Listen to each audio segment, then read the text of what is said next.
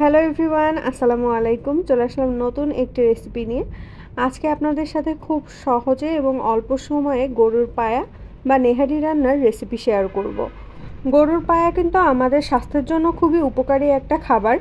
এটা খেলে রোগ প্রতিরোধ ক্ষমতা বাড়ে, হাড় মজবুত হয় এবং আমাদের শরীরে ক্যালসিয়ামের ঘাটতি পূরণ হয়। চলুন এখন মেন ভিডিওতে চলে যাওয়া যাক।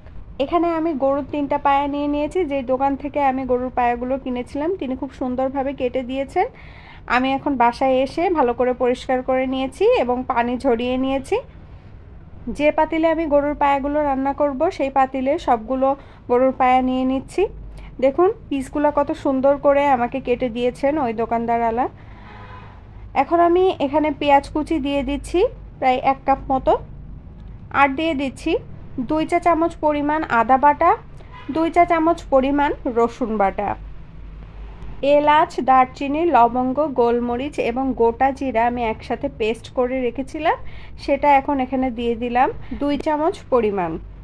এখন অ্যাড করছি গোটা তেজপাতা 3টা, আর অ্যাড করছি শুকনা মরিচ গুঁড়া, হলুদ গুঁড়া, ধনিয়া গুঁড়া, স্বাদ মতো লবণ এবং প্রয়োজন মতো সয়াবিন তেল। এ পর্যায়ে পাতিলটি চুলায় বসিয়ে আমি এর মধ্যে 2 লিটার পরিমাণ পানি দিয়ে নিয়েছি। হালকা একটু নাড়াচাড়া করে নিয়ে আমি ঢাকনা দিয়ে এটা ঢেকে রেখে দিব 10 মিনিটের জন্য। 10 মিনিট অপেক্ষা করার পরে এ পর্যায়ে ঢাকনাটা উঠিয়ে নিয়েছি।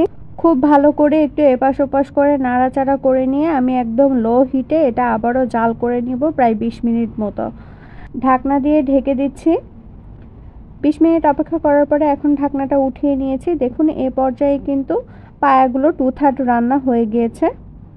এখন চুলা নিভিয়ে আমি এটা ঠান্ডা করে ফ্রিজে রেখে দিব প্রায় 24 ঘন্টার জন্য।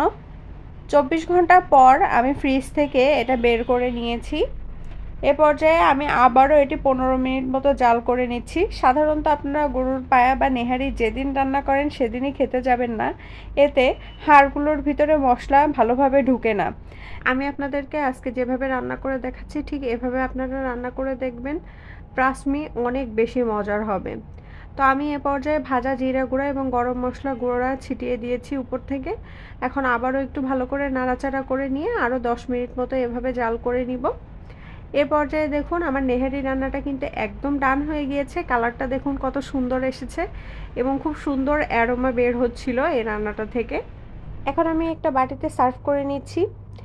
যেদিন রান্না করবেন সেদিন না খেয়ে যদি এটা জাল করে ফ্রিজে রেখে দেন এবং পরদিন খাওয়ার আগে আবারও একটু ভালো করে জাল করে নেন, তাহলে যেটা হবে হাড়গুলোর ভিতরে মশলা খুব ভালোভাবে যাবে, ঝোলটাও বেশ গাঢ় হয়ে আসবে এবং এটা খেতেও দারুণ মজার হবে।